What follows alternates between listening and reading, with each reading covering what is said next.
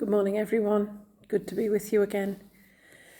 Today, I've been reflecting a little bit on how people feel things are out of their control at this time, and for the most part, many things are way out of our control.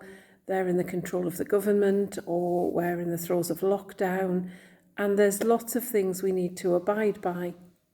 Sometimes, though, we feel everything's out of our control, and that can be really frightening and disempowering. However, there is an old parable, an old Cherokee Native American parable that I wanted to just share with you because it reminded me that it's not all lost. In fact, it reminds us of how much power we have. An old Cherokee is teaching his grandson about life. "A fight is going on inside me," he said to the boy. "It's a terrible fight between two wolves. One is evil. He is anger, envy, sorrow, regret, greed, arrogance, self-pity, guilt, resentment, inferiority, lies, false pride, superiority, and ego." He continued, "The other is good.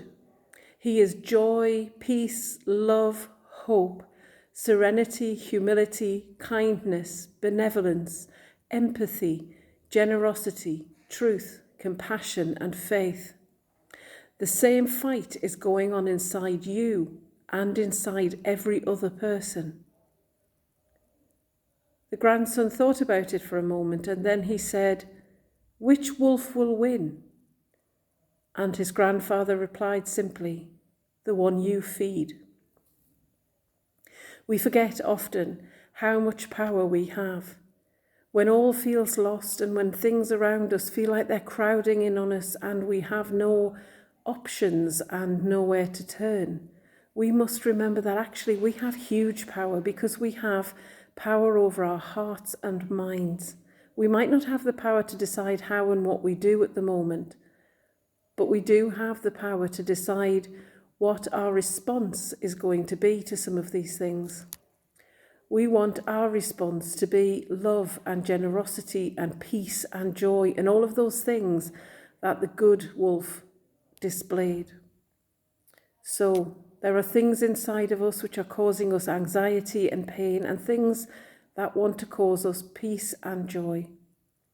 I encourage you, feed the peace. Feed the joy. Find ways to still your hearts and minds and feed the peace and the joy with the things of love and of peace and joy, the things of God.